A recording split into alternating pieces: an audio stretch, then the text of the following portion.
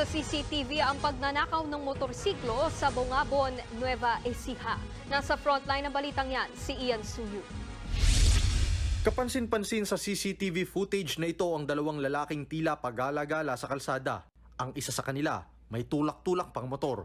Ang dalawang yan, mga kawatan pala sa Barangay Lusok sa Bongabon, Nueva Ecija. Ilang saglit lang, nilapitan na ng isang lalaki ang motor na nakaparada sa tapat ng isang bahay.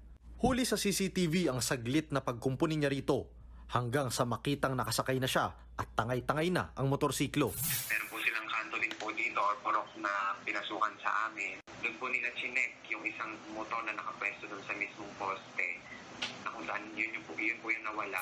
Agad umanong nakaalis sa lugar ang dalawang kawatan. Aabot daw sa 50,000 pesos ang halaga ng motor na kanilang tinangay. Ayon sa pamunuan ng barangay, posibleng dayo lang sa lugar ang mga suspect. Nakikipagtulungan na sila sa mga pulis